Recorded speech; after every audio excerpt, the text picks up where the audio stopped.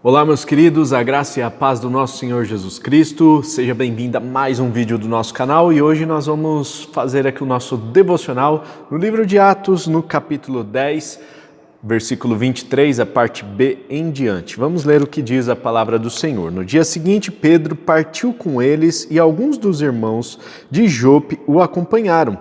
No outro dia chegaram a Cesareia. Cornélio os esperava com seus parentes e amigos mais íntimos que tinha convidado. Quando Pedro ia chegando na casa, Cornélio dirigiu-se a ele e prostrou-se aos seus pés, adorando-o. Mas Pedro o fez levantar-se, dizendo: "Levante-se, eu sou homem como você." Conversando com ele, Pedro entrou e encontrou ali reunidas muitas pessoas. Ele lhes disse: "Vocês sabem muito bem que é contra a nossa lei um judeu associar-se a um gentil ou mesmo visitá-lo. Mas Deus me mostrou que eu não deveria chamar impuro ou imundo a homem nenhum. Por isso, quando fui procurado, vim sem qualquer objeção. Posso perguntar por que vocês me mandaram buscar?" Cornélio respondeu: "Há 4 dias eu estava em minha casa orando a esta hora, às 3 horas da tarde. De repente colocou-se diante de mim um homem com roupas resplandecentes e disse: Cornélio, Deus ouviu sua oração e lembrou-se de suas esmolas. Mande buscar em Jope a Simão, chamado Pedro. Ele está hospedado na casa de Simão, o curtidor de couro, que mora perto do mar. Assim mandei buscar-te imediatamente, e foi bom que tenhas vindo. Agora estamos todos aqui na presença de Deus para ouvir tudo o que o Senhor te mandou dizer-nos."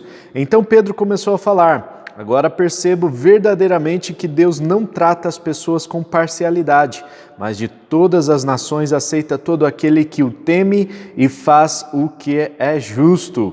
Vocês conhecem a mensagem enviada por Deus e ao povo de Israel, que fala das boas novas de paz por meio de Jesus Cristo, Senhor de todos. Sabem o que aconteceu em toda a Judéia, começando na Galiléia, depois do batismo que João pregou, como Deus ungiu a Jesus de Nazaré com o Espírito Santo e poder, e como ele andou por toda parte fazendo o bem e curando todos os oprimidos pelo diabo, porque Deus estava com ele. Nós somos testemunhas de tudo o que ele fez na terra dos judeus e em Jerusalém, onde o mataram, suspendendo-o num madeiro.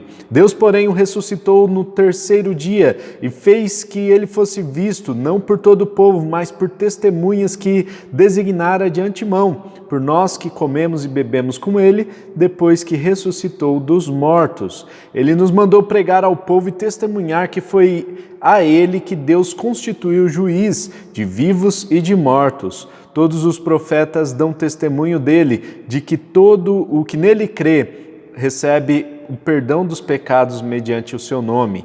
Enquanto Pedro ainda estava falando estas palavras, o Espírito Santo desceu sobre todos os que ouviam a mensagem.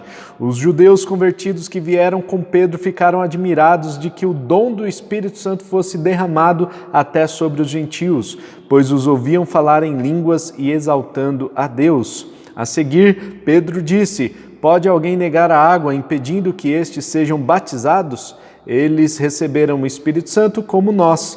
Então ordenou que fossem batizados em nome de Jesus Cristo. Depois pediram a Pedro que ficasse com ele alguns dias. Meus irmãos, nós temos aqui o relato de Pedro chegando até a casa de Cornélio. E Cornélio, como nós falamos no devocional de ontem, um homem importante naquela época, um centurião romano de nacionalidade italiana. Ele não tinha ligação com os judeus, ligação nenhuma. Ele vem a temer a Deus, ele e sua família, alguns soldados que também serviam ao batalhão dele. Se ele era centurião, então isso significa que ele tomava conta de 100 soldados no mínimo. Então ele tinha ali um batalhão à sua disposição, ele tinha soldados que ele evangelizava, mas ele não teve contato com os judeus, ou seja, ele teve contato diretamente com Deus. E nós vemos aqui a ação de Deus, mesmo não contando com o meio judaico. Deus fala aos corações, independentemente dos judeus ou até mesmo de outros gentios, ou do evangelho sendo pregado aos gentios. Deus fala aos corações de forma surpreendentemente. né? Então nós não temos como questionar que existe fé em outros lugares do mundo que não seja apenas na sua igreja ou na igreja do fulano ou mesmo no nosso país ou em outros países. O mundo todo, de alguma forma, já ouviu falar de Deus e está ouvindo conforme a vontade do próprio Deus, independente se a gente vai evangelizar ou não. Agora, isso não nos exime da tarefa de evangelização, afinal nós somos convocados para isso, nós somos comissionados pelo próprio Jesus Cristo para levar esse evangelho, para testemunhar desse evangelho, assim como Pedro disse aqui no versículo 39, que eles eram testemunhas de tudo aquilo que Jesus fez aqui na terra. Nada mais do que nós temos que fazer é testemunhar daquilo que nós experimentamos, a fé que outrora nós cremos em nossos corações e que as boas obras foram manifestadas em nossas vidas. Esta fé precisa ser anunciada aos quatro ventos, em todos os cantos, para que Jesus então venha e manifeste a sua glória, o seu reino milenar aqui na terra. Bom, nós temos aqui o relato de Pedro chegando à casa de Cornélio, e quando Pedro chega à casa deste querido irmão, Cornélio se põe ao chão, se prostra ao chão. Naquela época, o prostrar-se significa então estender os braços, abrir os braços e colocar o rosto no chão. O povo fazia isso, né? Em reverência a alguma autoridade, algum rei, alguma pessoa que eles tinham por muito respeito. Quando o Cornélio faz isso, Pedro diz: levanta aí, meu brother, não é assim não que as coisas funcionam. Rapaz, eu sou homem como você, não precisa me adorar aqui não faça isso. E aqui cai por terra também um dos argumentos de algumas igrejas que acreditam aí que o Pedro seria o primeiro papa, que ele era digno de reverência. Vejam só a atitude de Pedro. Pedro mesmo não requisitou esse título para si, ele tinha uma posição muito humilde e quando as pessoas vinham adorá-lo, ele logo já tirava essa aura, né, de adoração, de idolatria que estava em torno das pessoas. Pedro logo já desmentia tudo aquilo, já dizia a verdade: olha, eu sou homem como você, não preciso desse tipo de situação, você não precisa se colocar nessa posição menor do que a minha, né? Então todos somos iguais perante Deus. Pedro tinha ali uma responsabilidade perante a igreja, mas ele não era diferente dos outros seres humanos. Ele não era nenhum semideus, ele não era inerrante na sua palavra, nas suas colocações, como algumas pessoas acreditam. Aqui já cai por terra aí esse argumento. Bom, então Pedro explica para aquelas pessoas. Cornélio já tinha convidado ali algumas pessoas, alguns amigos íntimos, imagine só, né? Receber Pedro na casa dele, convidou algumas pessoas para festejar ali com ele, para ouvir o que Pedro teria para dizer. E Pedro começa dizendo: vocês sabem muito bem que é proibido pela lei dos judeus associar-se, fazer uma visita a alguém que é gentil, mas Deus já havia falado com Pedro que ele deveria romper com toda a religiosidade do passado para que ele experimentasse algo verdadeiramente novo, esse evangelho que traz novidade de vida, que traz algo novo, que traz algo transformador, que não é uma religião, mas é um movimento que transforma as pessoas. Então Pedro precisou abandonar todos esses paradigmas antigos para que ele experimentasse Jesus Cristo genuinamente, esse cristianismo verdadeiro na vida dele.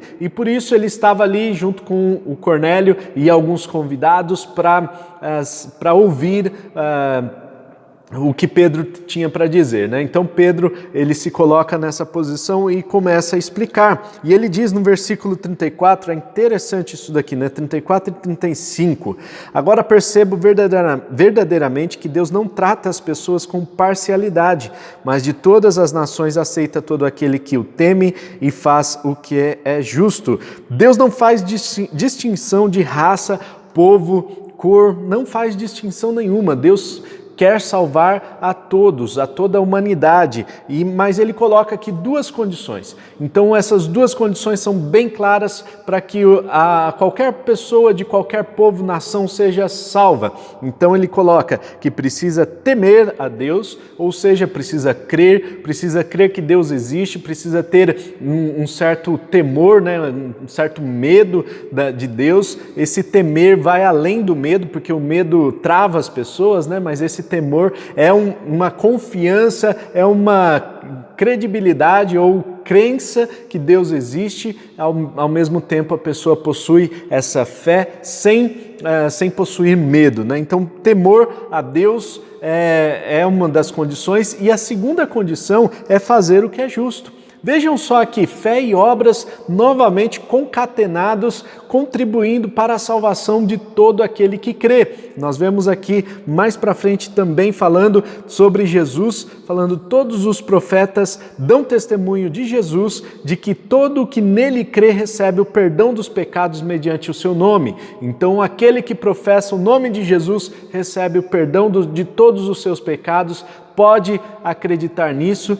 Tenha fé e manifeste as boas obras na sua vida também. Aquele que crê, aquele que tem essa fé, vai manifestar essas boas obras e vai experimentar a salvação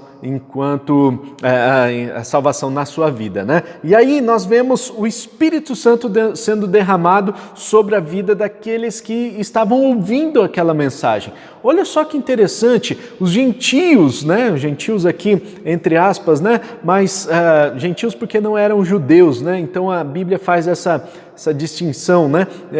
Então aqueles que não eram judeus agora estavam ouvindo a mensagem, e ao ouvir a mensagem, durante a pregação de Pedro, acontece que o Espírito Santo é derramado sobre todas aquelas pessoas que estavam ali, e eles começam a falar em outros idiomas. Gente, não dá para interpretar aqui que é a língua dos anjos, tá? Aqui a palavra grega é glossolalia, que é falar outro idioma. Então não dá para glossos, né? Então seria glossos aqui, que é outro idioma. Não dá para interpretar como sendo a língua dos anjos especificamente. Neste caso aqui, mais uma vez, nós temos a Bíblia falando que as pessoas foram capacitadas pelo Espírito Santo para falar em outros idiomas. Mas o que elas estavam falando em outros idiomas? Exaltando a Deus. Então nós vemos que o Espírito Santo é derramado sobre a vida daquelas pessoas e eles começam a exaltar a Deus em várias línguas. Nós não sabemos quais as línguas que eram faladas ali, mas eram línguas, idiomas, né, que todos que estavam ali foram capacitados pelo Espírito Santo para falar. Neste momento eles passam a exaltar a Deus, e aí Pedro olha para aquela manifestação real do Espírito Santo e diz: como eu não posso batizar essas pessoas aqui? O que me impede? Vamos arrumar aqui um pouco de água, vamos fazer o batismo desse pessoal, porque eles já receberam o Espírito Santo assim como nós recebemos. E aí Pedro faz aqui um batismo um conjunto aqui, um batismo coletivo de várias pessoas que creram naquele dia, que foram batizadas no Espírito Santo por meio do ouvir a mensagem. Ao ouvir a mensagem, eles são batizados, eles manifestam o dom do Espírito Santo, sendo capacitados para falar em outras línguas, e neste momento Pedro os batiza em nome de Jesus. Depois Pedro fica com eles ali mais alguns dias a pedido deles. Meus irmãos, hoje há na igreja uma coisa muito perigosa, que se chama orgulho espiritual. Muitas pessoas acham que são donas de Deus. As pessoas acham que porque elas creem ou porque elas têm uma fé, elas medem a fé delas e diminuem a fé de outras pessoas, e isso faz com que a pessoa se sinta muito orgulhosa. Porque eu tenho o dom de cura, porque eu tenho o dom de falar em línguas, e rebaixam as outras pessoas que não manifestam esse dom. Mas outras pessoas podem ser tão cheias do Espírito Santo quanto você, quanto eu, quanto as pessoas que estão dentro da igreja.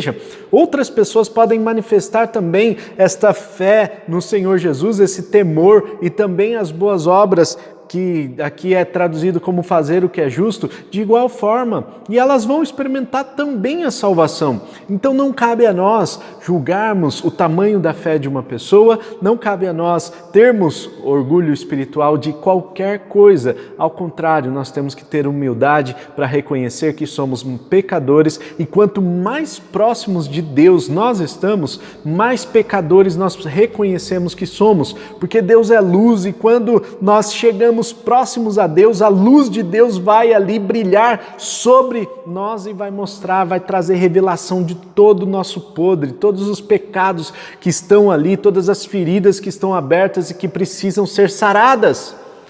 E, portanto, nós precisamos abrir os nossos corações e, com humildade no nosso coração, reconhecer que há salvação em vários lugares do mundo. Basta a pessoa professar a sua fé, aquilo que crê no seu coração, professar com os seus lábios e fazer aquilo que é justo, andar nas boas obras, a viver essa vida transformada, mostrar sinais de arrependimento, como Jesus mesmo disse. Essas pessoas serão salvas. Eu e você somos chamados hoje a manifestar essas boas obras, já que eu imagino que você já tenha professado publicamente a sua fé. Se você ainda não fez isso, comenta aqui embaixo para que a gente possa entrar em contato com você e você possa ter essa experiência de fazer a sua pública profissão de fé.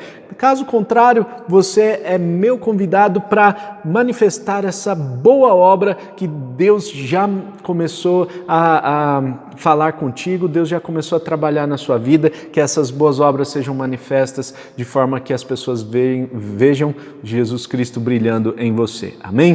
Que hoje Jesus possa brilhar nas nossas vidas. Vamos orar?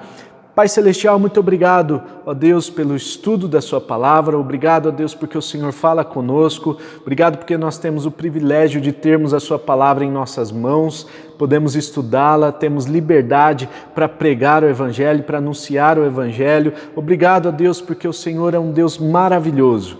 E eu quero orar por aquelas pessoas que ainda não experimentaram essa pública profissão de fé, estão assistindo esse vídeo hoje, que elas possam ter essa experiência que é maravilhosa e possam também manifestar as boas obras nas suas vidas, possam viver de forma justa, possam fazer aquilo que é correto diante do Senhor. E aqueles que já experimentaram essa profissão de fé, que o Senhor, ó Deus, manifeste sobre essas vidas, derrame do Teu Espírito Santo, capacite com os seus dons e que, ó Senhor, a sua vida seja resplandecida em nós, Pai. É o que eu oro, agradecido em nome de Jesus. Amém. E amém. Amém, meus irmãos. Deus abençoe. Não se esqueça de compartilhar esse vídeo aí com todas as pessoas. Manda no WhatsApp, manda para quem você acha que precisa ouvir, tá certo? Amanhã tem mais devocional. Tamo junto. Até logo e tchau.